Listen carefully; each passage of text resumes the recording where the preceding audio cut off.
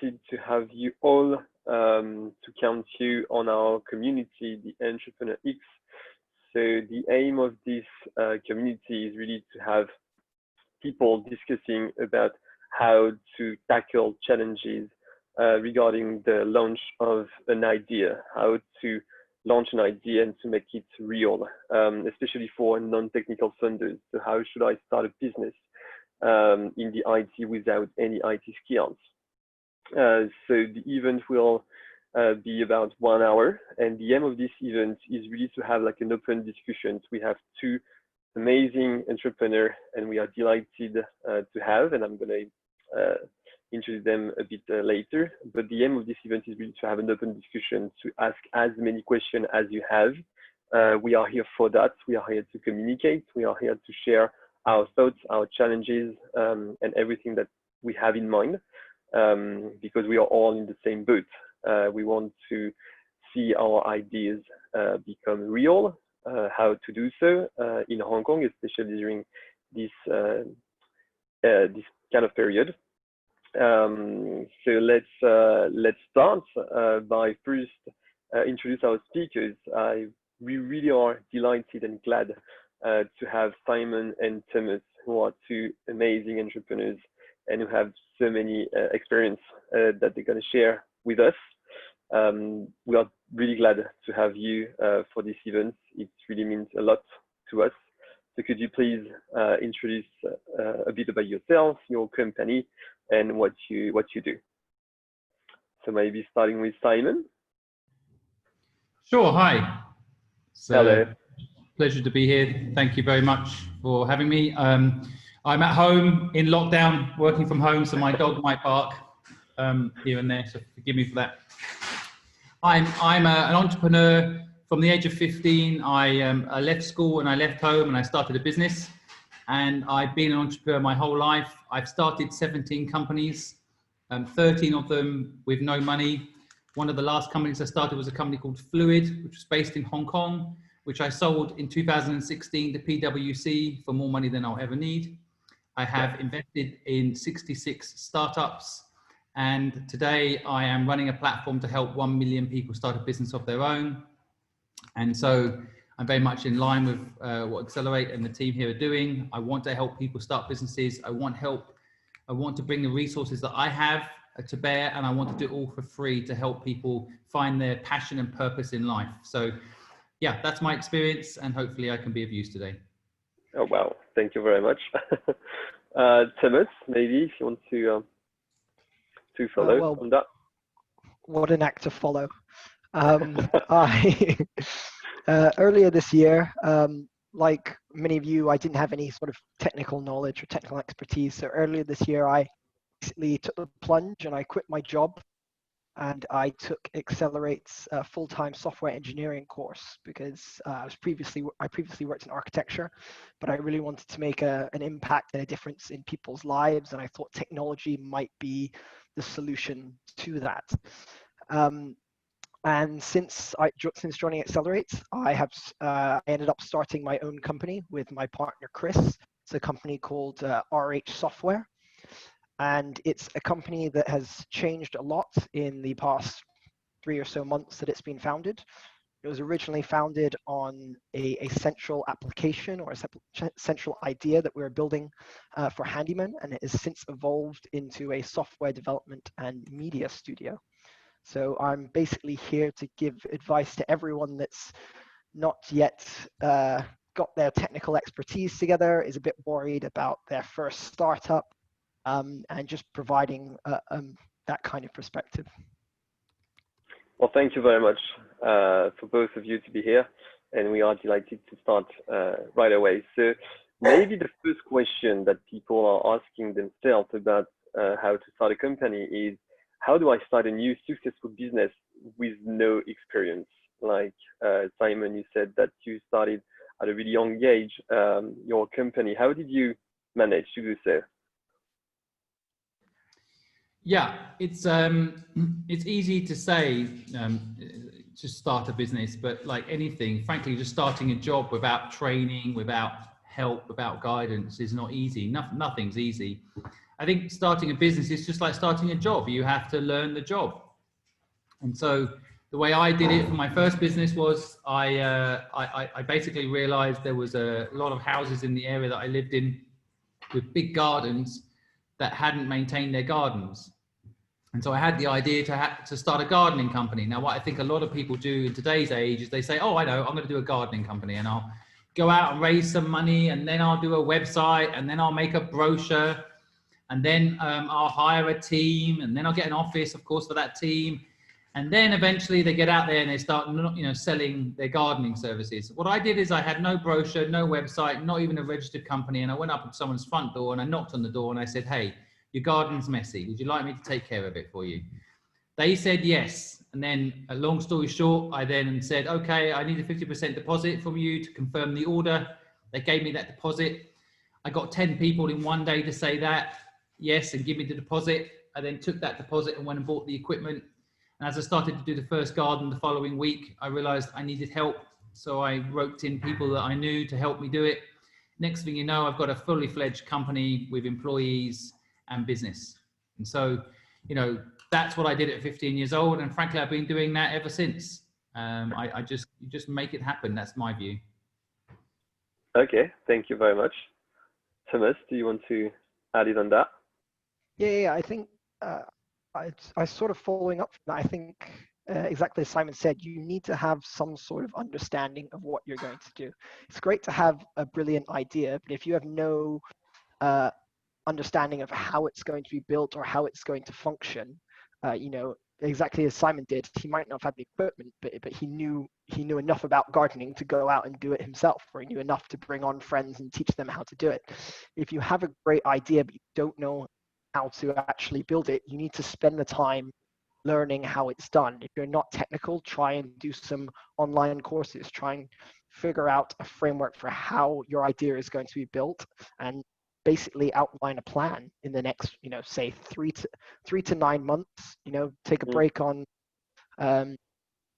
spend your evenings, spend your weekends, just constantly researching these things, constantly working on, maybe potentially similar projects, and just build up your knowledge and your experience. Okay, I see. Thank you.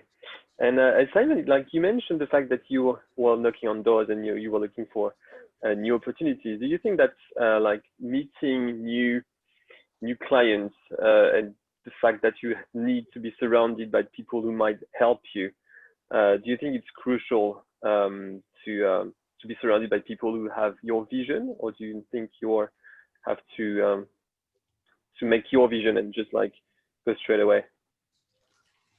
Well, I mean, it's a complicated answer to that question. I think whenever I've started a business, I have a general idea of what I want to achieve, but the vision evolves over time. So in the gardening company is a good example. I just saw messy gardens, and so went ahead and started, knocking on doors. As I evolved in that business and made mistakes, I realized there was a lot more money in, for example, looking after hotels and their gardens. And so then I started making a relationship with hotels, which actually led to a job later, a project with a hotel.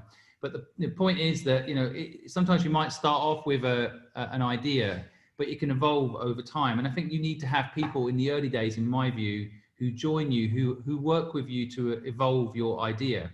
And so I always try to bring in people that have different skills to me, or can do things that I do, but better. And so, that's part of it for me. I personally have always liked marketing. I've always liked the sales process. And so I've always been happy to take that bit on board myself. And then I've always tried to bring in people for the bits I don't like accounts, for example. So that's been my philosophy. Okay. Yeah, I think definitely bringing on people that sort of counterbalance your own strengths and weaknesses is always a good idea. For example, if you're not very technical, try and partner up with a technical person, or if you're a little bit shy, or try and partner up with someone that's a bit more outgoing and can do more of that marketing angle. But finding people, exactly as Simon said, our own company, we started on building this application for basically handymen, and now we've ended up with a media studio, and we're building out software applications. So things, especially as everyone here, if you start your company, your own company, you'll find is that things change very quickly. You can't be so rigid as to stick to everyone's passionate about their idea, but if you stick to that idea so rigidly, you'll lose out on other opportunities along the way.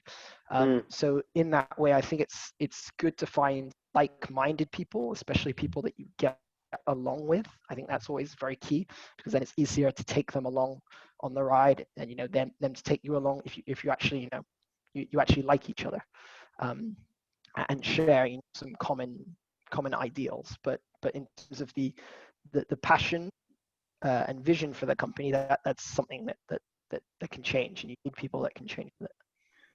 Yeah, starting a company is like a marriage, right? So, Simon, did you keep the person you start your first company with for the second company, for example? Did you keep your core team, or did you change? In the early days, no. I think every business is different. And in the early years, I actually originally I didn't have any partners. I thought I could do it all on my own. But actually, interestingly, Fluid, which I was HQ'd in Hong Kong, I did bring on a partner for that business, and the partnership worked so well, we ended up getting married. So she's now my wife. See, I told you. So when the partnership works, you can really go. But I actually. Equally, I've had partnerships where the business is it was right for them at that time, but then partnering up with them later. For example, that one of the companies I did before, it was sold for a lot of money. They don't want to work that hard again, so partnering up with them to do that type of business again wouldn't make sense. They're onto more philanthropic kind of pursuits. So I think it depends on your goals in the business. But I do think building a crew is quite powerful. I interview a lot of entrepreneurs on my podcast show, and quite often the ones that are serial entrepreneurs that go on to do good business after good business, they have a core team, they do a really good job, and then they go on and build the next thing together as a team. So it can be powerful. But equally, personally, I've always tried to do very different things each time I've done something new. So I've had an agency business, and then I had an investment business, and now I've got a media business. You can argue. Right. So I've always enjoyed having very different things, and that means sometimes you need different people around you. Of course. Right, Simon, I would like to actually follow up on that. So I always been been told that it's always about the team. One VC actually told me he would rather have a B idea but have an A team than an A idea and B team. But I guess this is also a difficult question for people who actually maybe just trying to have their own startup. Is how could they evaluate, or how could they really assess the new teammate? How could they know that that person is right for them? They may be we're already spending a lot of time, have to do a lot of research on the given industry or the problems that you would like to solve. So, but at the same time, we need to find the right team. Would that be, how could they navigate through these problems? And do you think is actually the biggest problem that maybe the entrepreneurship has met, or is that the biggest problem or biggest solutions that the founders has to take care about? I sometimes have a problem with standard sayings, and I think it's Peter Thiel, the investor in Facebook, that said what you just said there. He'd rather have a B idea with an A team. But I would caveat these sayings that get plucked out of the universe by saying that his interpretation of an A team might be a B team for me, and vice versa. I might see a B team in his mind as a B team, but I think they're an A team. Because what we're partly talking about there is our chemistry with that team, right? So he might not get on with them because they might not support Trump, and he supports Trump. So he might not like their philosophy, for example, right? That will make them a B team in his mind, right? But that doesn't mean they're a B team. So, I'm always very cautious when it comes to, investment thesis. I make it very personal. to me, it's about, do you like the people you're working with? Will it be fun? You never hear the word fun enough in business, in my view.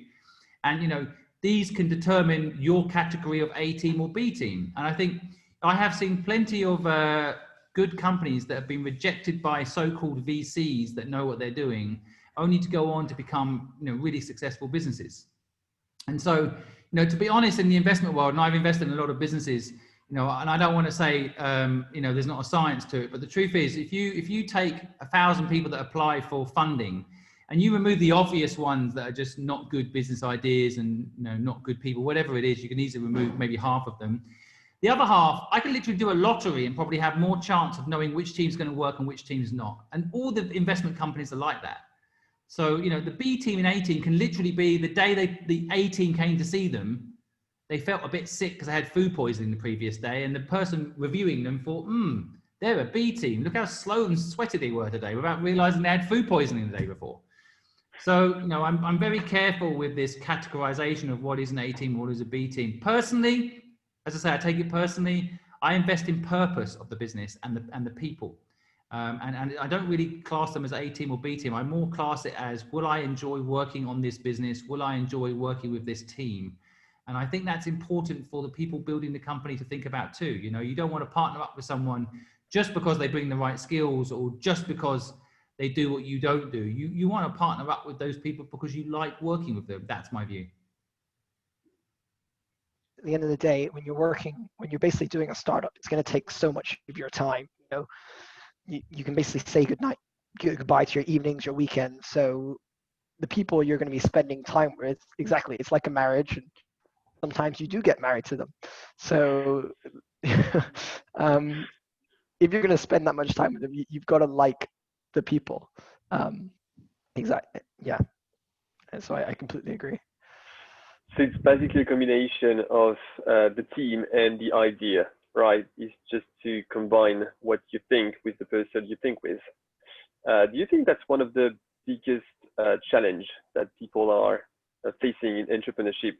Like, do you see like a recurrent challenge that people are facing in their entrepreneurship journey, Simon, as you might see like a lot of startups? Yeah, I think, well, I guess the way I interpret the question is I see a lot of people, they don't flush out the end goal of their business idea, and they particularly don't flush it out with their business partners. So what happens is you end up having often accidentally very different visions, but often sadly when the business has had quite a lot of energy put into it as well. So one of the mistakes people don't make, you can get on with each other, but that's very different to having the same, for example, work ethic or the same ethics in general. And then I've had situations where I've wanted to expand my business, and a partner didn't want to expand it. Now, I'm not saying they're right and I'm wrong, or vice versa. I'm saying that we should have had discussion 3 years earlier when we started the business. And if I want to take the profit and reinvest it in the business and expand it, but they want to put the profit into buying themselves a house, then we have a problem, right? And so and so a lot of people I see don't have these tough conversations early and flush it out enough, and then there's a disconnect. I see. Thank you very much. And well, the third question I think is really linked to your answer. How to avoid like mistakes?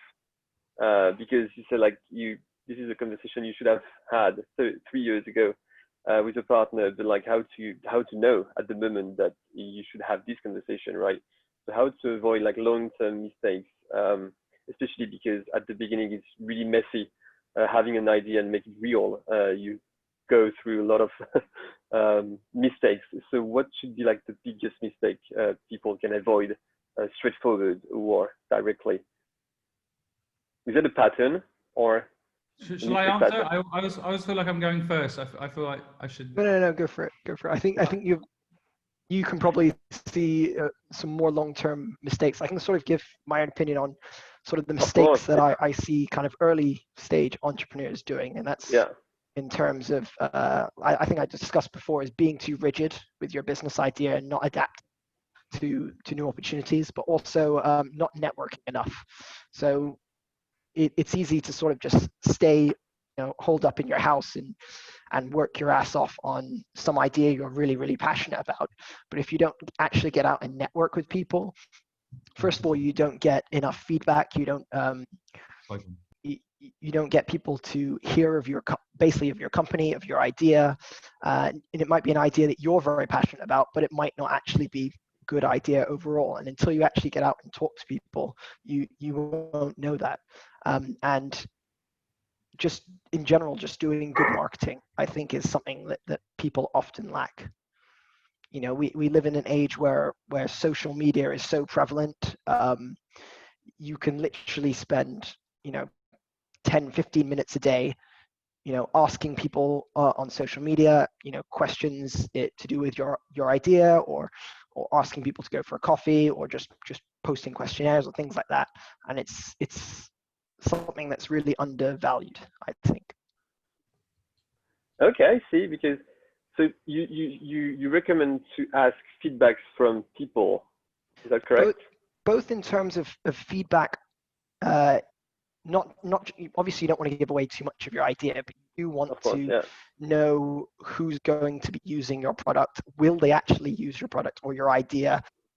What kind of improvements can you make? Is it the right idea? And that kind of general thing. And then the other problem that I would say a lot of entrepreneurs make is that starting a business takes way more time and way more money than people generally think. So you just have to be careful. You've got to be willing to dedicate a lot of time. Turn off Netflix, stop watching YouTube videos, and just go full on your business idea. You haven't got it fully fledged out. Keep your full-time job, keep earning capital, but and build up the business on the side if you want. Yeah, that leaves you with a little bit more wiggle room when you actually start taking it off. I see.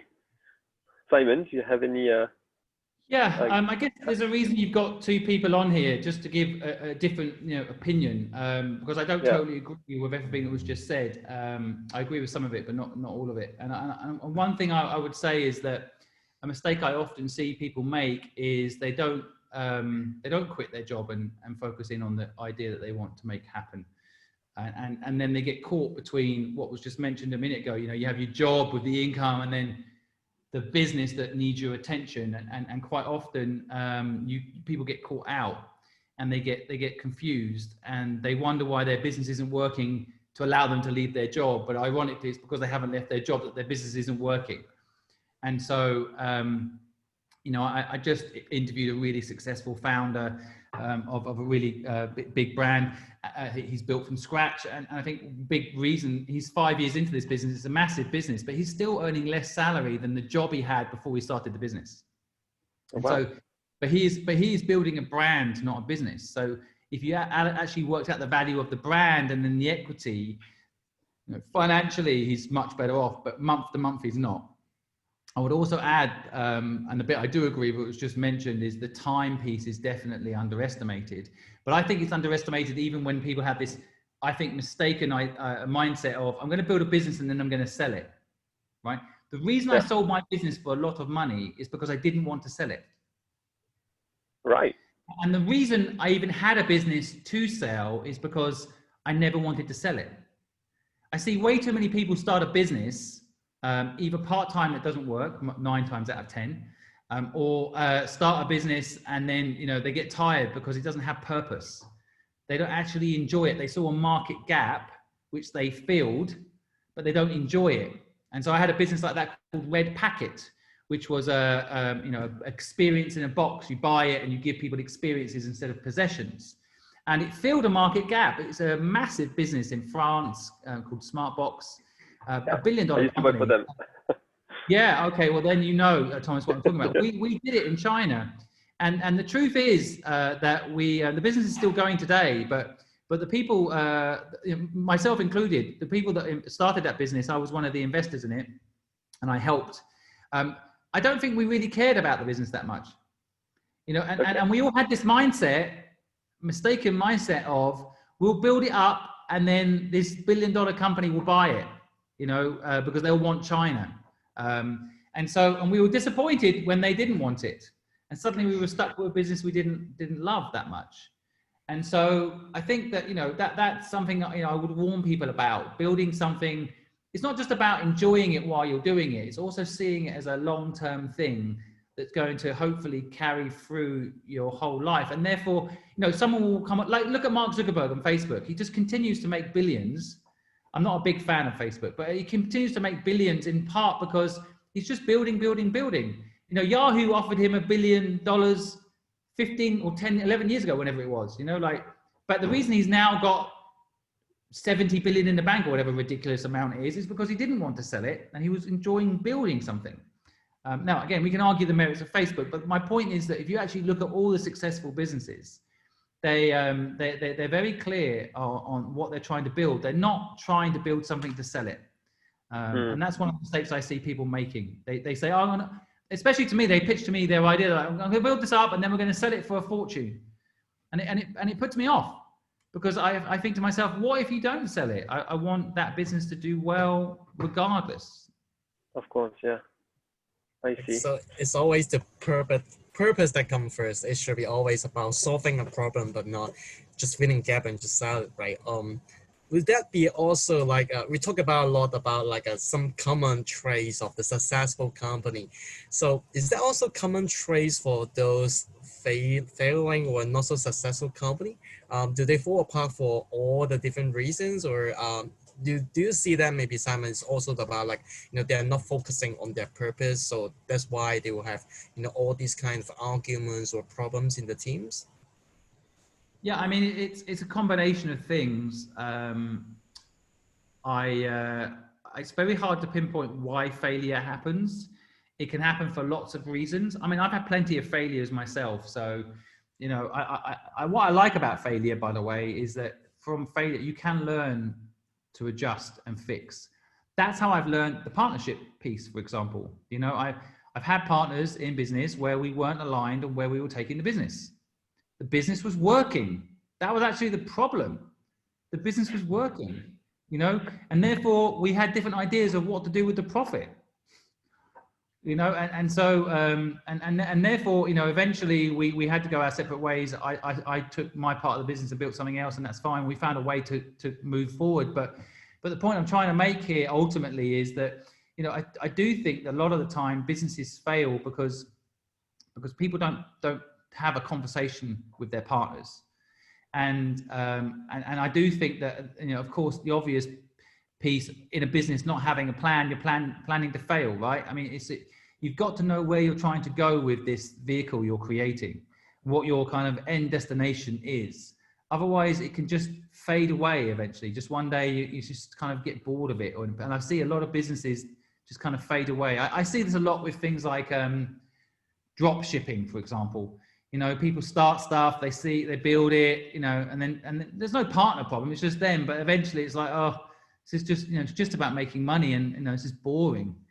And so I think, you know, an element of making it interesting for you, and it does come back to purpose. I hate to keep reusing that word, but I think a lot of the time, a lot of people's businesses aren't mission driven enough to generate the excitement to keep them going. I would say year 2, year 3 gets really hard for people because they start to lose the enjoyment of the new thing they were doing. The reality of the laborious nature of business sometimes kicks in, and it often just dies. That's what I see. Okay, thank you very much. We have the first question. So I would like to thank Edward who asked his question. So can you elaborate more on your points around first, having a clear vision from day one so partners won't be conflicted on the company direction, versus 2, your company needs to be adaptable and fluid enough?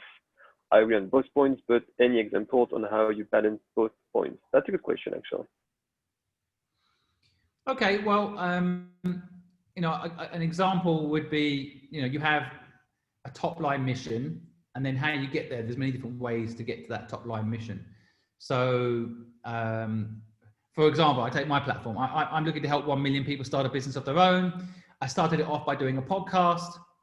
That's one piece. Now, a lot of people have podcasts that are very big podcasts all of their own. but we are building out other elements. We have webinars, we have video blogs, we have, it's kind of entrepreneur helping entrepreneurs network. We have a whole series of things that are complementary. So some people say we're doing a podcast business, and then they just build a podcast business.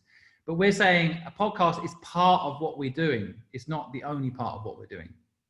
And we're always linking back to how can we help people that want to start a business do that? What resources do they need? So I think, when it comes to the mission, to me, the mission never changes, but the vision of how you're going to make that mission happen can definitely change. So my view is like that's where blockbusters and these brands went wrong. They wanted to give people movies and entertainment. That was their mission, right? But they got stuck on the delivery mechanism. The fixed store, they got stuck on that. They thought that's what they were. They were a fixed store that gave people video cassettes. So when Netflix came along, instead of realizing it was the same mission but a new method, they got confused and thought their method of delivering the mission was the mission. Right. Yeah. Absolutely. Good. Yeah. Good. Thank you very much. And I think just to follow on from those points, just constantly talking to your partner and just understanding what drives them and what motivates them is very key, because you can start, a lot of people have more than one business idea, and you might have different, you might have a different mission for different companies that you start in your life, but you have overall morals and ideals that make you up as a person. And understanding what drives your partner, I think, is also quite key, because you might have a common mission, but obviously knowing what drives them and what type of a person they are will help you understand if they're fluid enough to adapt to different methods of achieving that mission, or if, for example, they're in it for that mission, but really sort of behind the scenes, they're a little bit more financially driven than you are, potentially, in terms of that, they're just sort of out to make money. Not 100%, but maybe potentially that it could be where a division comes along later if the company does do well and does have a lot of profits. So really, I mean, we've driven this point home several times in this talk, but really understanding who you're getting into bed with, who your partner is, will really help you maintain a clear direction and let you adapt. Yeah, I think that's a really good point. Yeah. I would add, actually, to that good point is also talking to your customers more. I think that's listening to what customers want. Your partner is definitely one part, but I think listening to what your customers want.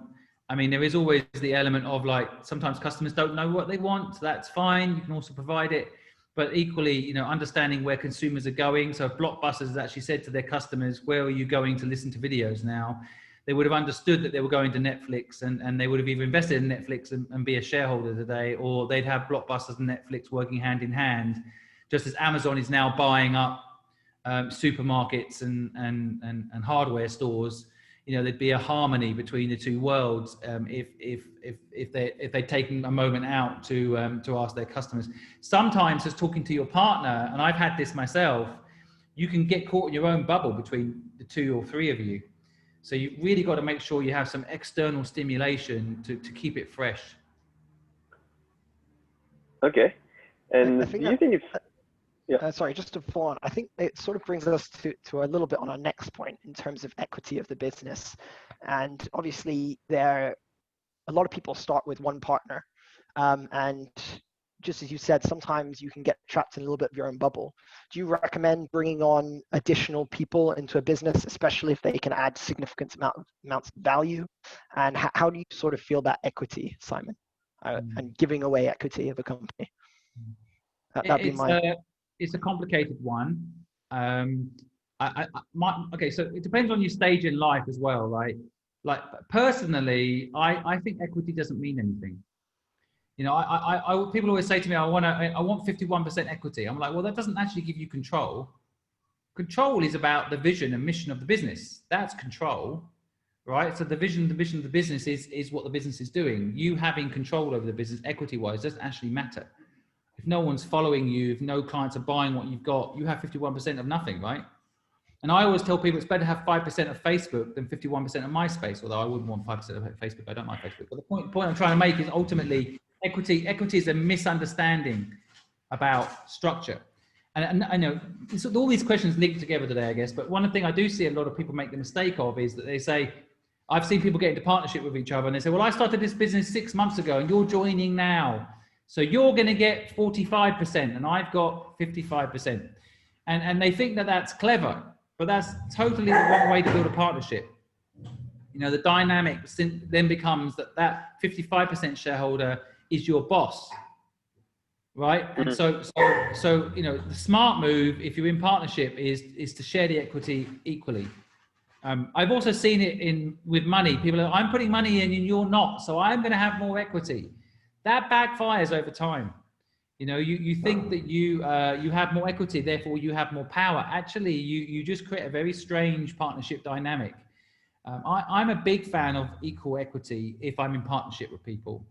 On the partnership side, and this is the stages in life, I like to have partners in business. I enjoy that. I have been a sole founder in a few businesses, and I enjoy the business more when I've got someone else I'm working with on it. It powers me along, and I get energy. We bounce energy off. You know, like my wife, for example, we worked together for 10 years. You know, I really enjoyed every minute of it. And it was, I enjoyed the experience of going through that experience with her. It wasn't just the outcome, which of course was great. And that's the headline that people always, you know, like to throw around. But you know, the actual journey itself, I really enjoy. It's like going on a car journey. You know, if people just focus on where they're going to, the journey isn't that enjoyable. But if you think about who could come in the car with you, you know, maybe you could get, you know, Eric Clapton and Boris Johnson in the car, and you can have an interesting conversation. Suddenly the car journey becomes so much more enjoyable than even maybe the destination when you get there. Maybe you don't even want to get out of the car the other end because you want to see what Eric Clapton's going to do to Boris Johnson. You know, like probably two people you know what I'm talking about. But the point I'm trying to make here is ultimately it's about that experience of the people in the car with you, right? And that's what a partnership in business is like, in my mind. Yeah, but you know, equally having a partnership is a bit like being in a relationship. It's a lot of work. You know, you have to be willing to put the work in. And if you do, the rewards are there. But if you don't make the effort, then it can become very painful. That's why a lot of divorces happen, right? For one reason or another, they don't like each other or they don't make the effort. And then suddenly marriage becomes this awful experience. Personally, I've been married 20 years now, and I'm so happy. You know, like I love my wife and I love my life, but we've worked very hard at it. Well, congratulations. Thanks. Yeah, and even with our own company, it's the same. For a variety of reasons, when me and Chris started RH Software, the dynamic in terms of equity could have been very different. It didn't have to be a 50-50 split, but we deliberately chose it that way so that neither one felt like one person was their boss, because that can very, very easily, especially for me, if I was sort of like a 30-70, even 40-60, I would still feel like my word would not be, it would never have the final say, because you effectively, you don't control the majority of the business. But having that 50-50 dynamic has led us to actually listen to each other and allowed each of us to back down in situations where maybe we wouldn't have otherwise. And that has been an actual positive gain for the company as a whole. I would also add one more thing to this, and then I think this has come in my later career, that as I've built businesses with a very strong purpose, I have been involved in businesses where I have no equity in them, and I'm just as passionate and just as involved. And I think, equity becomes unimportant when the purpose is big enough. Like, the platform I own today is nothing but a cost center. It costs money every single month to run what I'm running. So I'm 100% owner of it because there's cost to it and there's no revenue because we're helping people for free, right? So I wouldn't want to burden anyone else with equity in what I'm doing, and that's my choice. But I like to think that, I'm not on my own doing it. Equity has got nothing to do with the mission. And if the mission is big enough, I'd give this platform to every government in the world right now if they could take it over and ensure that people could start a business of their own if they wanted, or help them. Our job centers are all over the world. There's a big mindset about helping people get a job. I think there's a gap helping people start their own business. So if the government came to me and said, right, we'll take over your platform, Simon, and we'll help people and we'll fulfill your mission, I'd give them it all the equity, the value that's potentially there in the podcast and all these things. They can have it all. So to me, just will caveat that equity becomes less important the bigger the mission. But I do think in early days, when you maybe your first business or your second business or your third business, you got to just make sure you don't just accidentally end up being an employee. But that can often also come from the management style and the mission of the business. Right, Simon, actually, I want to follow up on that, actually. Especially when the founders themselves, they may not have any technical background, say, I've seen that there's a problem in the society. I've seen that I come up with a solution. I believe I can solve it. And I see the market gap is here. I won't really want to do it. But I'm not the one who built it because I don't have any technical skills. So I have to find another technical partner to come in, right? But very often, maybe especially in Hong Kong, it will be quite difficult to find it as, the programming people here, they are very well paid, and it's quite not easy for us to convince them to fully go into here. They may ask for some kind of immediate maybe kind of salaries, or they may really want extra amount or greater amount of equity.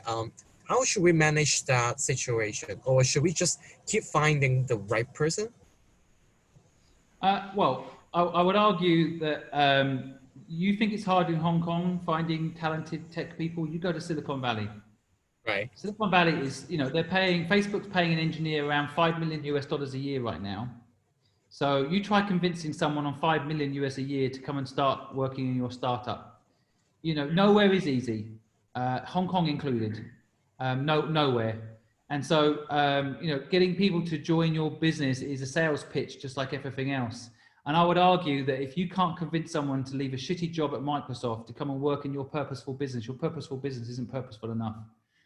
And so, I built one of Asia's largest digital agencies, privately owned, as you guys know, in Hong Kong. And I had no problem finding talent. And a big part of that was because our purpose was strong. Our ethics were strong. We did good work. People wanted to be involved. We had people coming to us all the time wanting to join us. I would meet other agencies and they'd say, isn't it hard finding talent? Isn't it hard finding good people? I'd be like, not really. And I think so sometimes it's not, I'm not saying it's used as an excuse, but there's also an element of like, you go talk to 5 people, you half pitch your idea and they all say no and come back saying they want a salary. What they're really saying is, they didn't understand what you're saying, or they don't really see the value, or it doesn't resonate with them. So you've got to find the people that do. You need to go bigger. You need to be more hungry. You need to reach out to more. Or you take people that you can trust, and they've got the skill to be a programmer, and you put them on an Accelerate course. There you go. I slipped it in there. Thank you for that. Even for the Accelerate courses, there are a lot of people who do those courses who are coming from jobs where they have, they're making huge amounts of money. From people from investments and all sorts of things. These are very talented people. And just because they're in these jobs where they're making loads of money doesn't necessarily mean they're happy.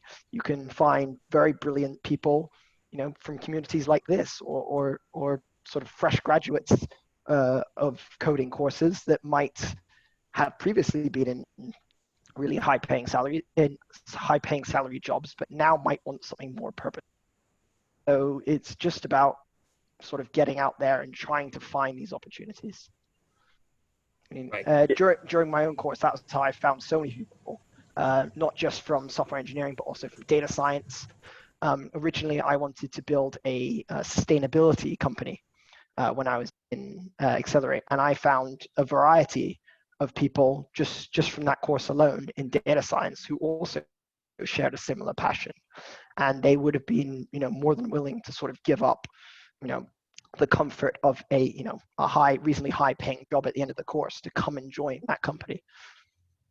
So you just got to find ways to look. right? It's always about the purpose to really like give the influence to the people that let them really believe in you and your idea, right? So, but I think it is also related to our next question. So the next question is actually how can we protect our idea? So we need to talk about like when we're doing a startup, when we find our network, we have to find the right people. So that means that we have to push them constantly.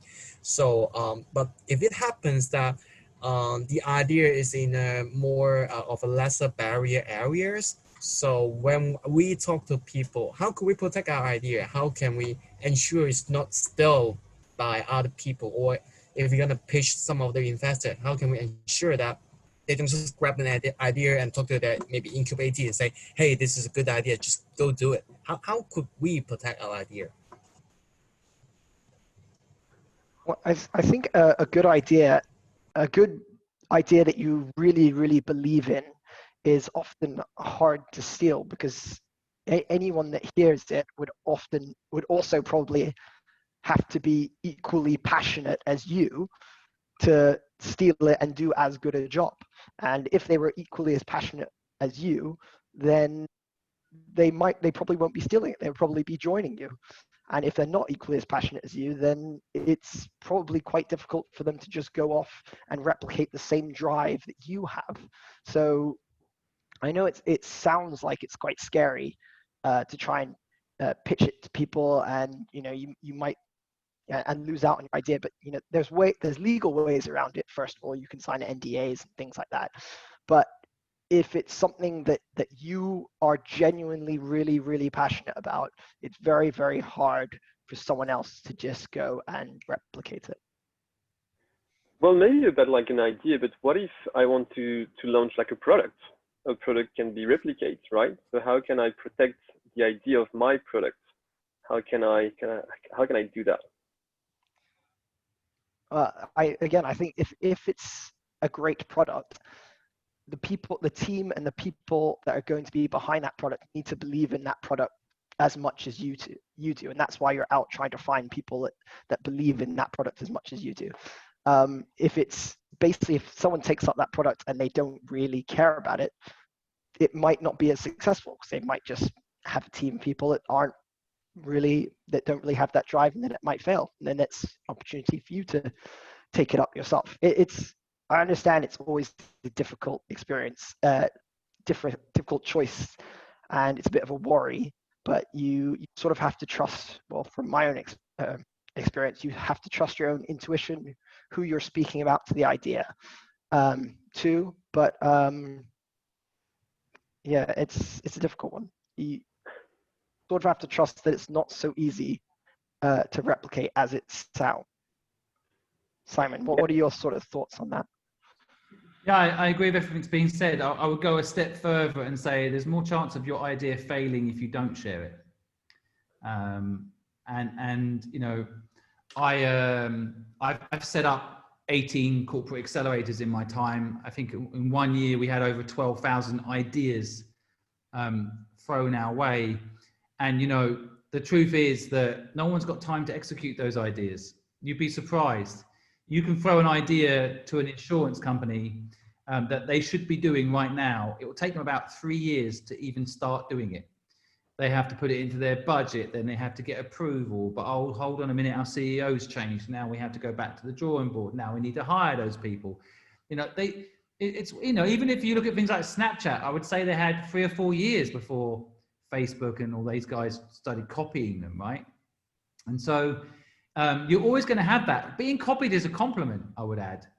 It's actually one of those things that if you've got something working, people will try to copy you. And I would argue that my idea, my platform is being copied, but the difference is, in my case, I'm happy it's being copied because it's helping more people. So that's why the mission again becomes so important, right? If the mission is important, then it doesn't matter if someone copies you. In fact, it's just one more friend in the ecosystem trying to solve the same problem as you. But when it comes to product ideas, one of the most successful new models is crowdfunding. And the whole model of crowdfunding is, I have a new suitcase idea. I don't have any of the money to make this suitcase yet, but I'll prototype it.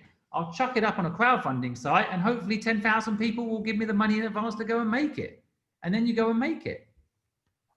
And this model is so popular now, even the big suitcase brands like Samsonite are actually doing it that way too, because it's a way of checking whether clients want it. And so, yeah, you can put it up there and someone sees it and, you know, maybe they'll copy it. But, you know, that's where I fall into what was just being said and completely agree that, you know, if you're passionate about it and you're enjoying it and you've got a big mission, then, you know, other people will often run out of steam. If it, I've seen that happen time and time again. So when that was being said a moment ago, I was nodding my head like this because that is exactly what happens. And a lot of the time, people are just, you know, copying because it's a good idea, but they don't have the heart and soul of that idea. And then let's face it, even the ones that succeed have karma when it comes to copying. And I mean that in a negative way. So for example, my belief, you know, Mark Zuckerberg, not only, you know, Facebook is a copy of MySpace and MySpace is a copy of Friendster. Actually, I have no problem with that evolution and that copy, right?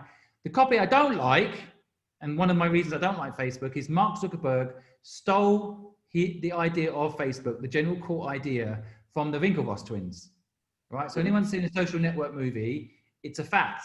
They had the idea, he executed it and stole their idea.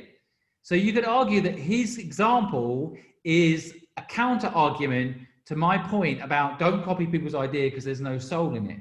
But let's face it, would you really want to be Mark Zuckerberg? I mean, I wouldn't. I was just looking at a video. He went for a run the other day, 7 people around him running. He can't run or walk or do anything without serious consequences. And, you know, all the palaces and all the money in the world, my number one value in life is freedom, you know? And so, I don't know, you know, I always think there's a karma to things. And so if people copy you and even if they succeed, then, you know, to me, the karma will come back to bite people. All you can do is do the right thing, not copy other people's ideas, and try to execute your own dreams in a passionate, authentic way. And, you know, everything else after that is other people's problem. And I've had people copy my business ideas. I've had it many times. But part of me, you know, as I've matured, has realized that that's been a good thing. Maybe I didn't feel it at the time, but, you know, over time, I've realized it was a good thing. Right, that's awesome. It's really about like I mean, at the end of the day, I believe everyone's here is actually, you know, not just to, you know, make a good fortune out of the business we build, but really make an impact and really make the world a better place. And I think this is what actually entrepreneur is actually for. So I think the time is almost up. I think we can go to Q&A sections right now. I have one question actually from Kevin sent to me privately. He said that would you recommend to outsource the technical bits to a third-party vendor? So, Kevin, would you want to add a little bit more on that, or do you want the panel to just go with it? Kevin, I think you're on mute. Yeah. Kevin? I can answer the question if it helps. Yeah, sure. Yeah. Well, I mean, I think it's a tricky question because it depends on what you're building, I think. So, you know, I'm building a platform myself right now, which hopefully will add to helping entrepreneurs start businesses and so on. And I'm doing it in stages. So the first stage, I'm actually outsourcing it, but eventually I will bring it in-house. Now, whether the company I'm outsourcing it to, maybe I'll buy that company and bring it in-house, or partner with that company and bring it in-house. But eventually, the product I'm building will be quite elaborate and will need daily love and attention. But initially, we can build a standalone piece. So outsourcing the standalone piece as a prototype.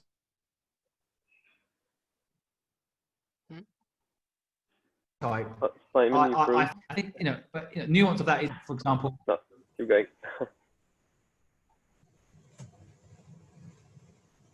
Hi, Simon. I think there's some technical. Yeah, I think there is a connection error to it. Maybe as we're waiting for Simon, you're back. Yeah, you're back. Am I back? Am I back?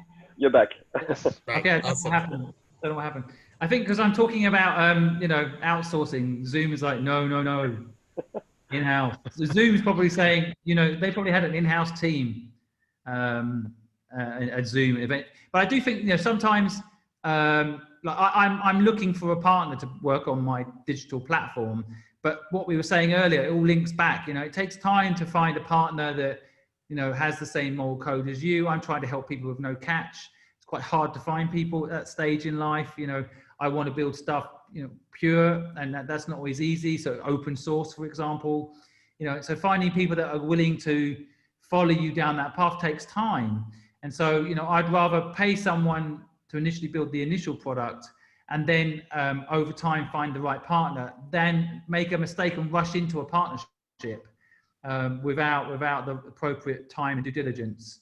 And then I'm stuck in a marriage. I don't love it. You know, that's more fearful to me than maybe having a bit of a tech delay on a product that hopefully eventually over time will be good. Yeah, Right. and I agree. I don't think there's any problems with outsourcing, especially if you're building your MVP, an MVP of your product. And there's an amazing amount of quality out there in the world. You know, especially if you outsource, you're not just limited to Hong Kong. You can look in basically everywhere in the world, in loads of different countries. And often it can be, especially if you're having to consider the financials, often it can be a lot cheaper to outsource than to try and bring people in-house and try and figure out who's right to work with you straight away. So it often, I don't know, from my personal experience, because we've done it a couple of times now, it is very beneficial to outsource some work. So you sort of get an idea of what it is and what you're building, and then you can really bring in the right people. Right, awesome. I think hopefully that will answer you, Kevin. I think actually the time is almost Yeah. up here. So I think right before we go, so although our time is up here, but you guys are very, very welcome to keep asking us questions. Or the other way around, as we mentioned before, we have actually the Entrepreneur X linking group here. So it will be really great for every one of you if you have further questions or you really want to connect with maybe you know, Simon has mentioned he has a lot of, you know, network expertise, and Tom has a lot of good experiences working in our studios. So if you guys really want to get further step into the entrepreneurship, we will really, really recommend you to get into our linking group, and then so we can have a further and better discussion here. And just right before you go, so as we mentioned before, so it's all about, like, we just talk about the outsourcing, right? It could be that solution for many companies, but I believe that sometimes it will be good for someone to have that control, to really, like, you know, maybe you're not having enough funding or you could not afford the outsourcing. It will be also great for you to have some kind of ideas of how to code, or at least to build your MVP that you can really present it to either your investors or potential partners to let them know what you are actually doing. So with that on mind, I have to marketeer our actually accelerate called Women in Tech Scholarship. So as you may have known during the discussion, Accelerate is actually a tech company that we provide trainings for people to learn data science, to learn software engineering, to develop your own ideas into real, actual, actionable items and software. So we are actually having a program that would allow people, I'm sorry, man, but it's only for women, that we will sponsor 50% of your scholarship of the course fee, so you can enjoy and have fun in our program, in learning to how to build your MVP, in learning to build your code, in building your own data science solutions and projects with 50% of scholarship. So the application deadline is very coming soon. It's 29th, so it's just 1 week after. So if any of you guys are interested in really, you know, getting hands on, you know, how to really actually turn it into a real things, or if any woman or a girl that you know that they may be interested in, I believe this is actually a very good way for you guys to join our tech community. Yeah, and I will add something because at the end of the day, this kind of event is just a community for people to share their ideas. So I would love to know that in the near future, we have some successful entrepreneur who came and who built something thanks to Simon advices on the platform. after this event? I would love to know that. I would love to hear that. And I do hope, Simon, that you will have more entrepreneurs that come to you, and I'm sure they will be glad to have your advices and your experience, knowledge about entrepreneurship. So yeah, I'm really looking forward to know that some people, thanks to this event, might have some ideas and came to Simon to start the businesses, because at the end of the day, Hong Kong is a land of opportunities, and an opportunity is just around the corner if you know where to look at. So thank you very much to everyone. This is 8:35, so this is the perfect timing to end. Again, I would like to thank you, Simon and Thomas, for their time. I know you're busy. You have a wife and a partner / partner. So thank you very much. And I do wish you all the best in your entrepreneur journey. If you have any questions, we are here to help, to answer. And if you have an amazing idea of entrepreneurship, please contact Simon or Thomas, and they will help you build it and make your dreams real. Right. Yeah, definitely. If you're looking to start a business, Simon, I would follow Simon on YouTube. He's got a great podcast as well. Yeah, it's definitely very helpful. Definitely. We will, tomorrow I'm going to send you Simon podcast and Simon YouTube video and the contact of Thomas and Simon as well. So you can follow up. And I'm going to also share the LinkedIn event page. Yeah. And not to forget, if you don't want to wait, just join our LinkedIn group and we will have all our information updated. You know, as you can see from the screen, we have a lot coming in actually, not just, you know, general ideas on what entrepreneur will be. As you can see, we talk about maybe some kind of UX designs or some introductions to certain area of industries. So if you guys really want to know about how you guys can do about how you can bring the impact to the world. So really, your participation will be very appreciated. And don't forget, I also see Tom has also shared some of his RX software here. So please feel free to join to find Tom on the link and find Simon on YouTube and his website. And I'm going to steal Simon's words, but have fun. Thanks so much for having me, guys. I really enjoyed being here, and I'm grateful that you're creating these communities to help people. So glad to contribute and be a part of it. And Thomas, nice to meet you as well. Enjoyed your insights. Thanks. Yeah. Been a pleasure. Thank you very much. Have a good night, everyone. Have a good evening. Thanks for listening. Bye. Bye-bye. Bye.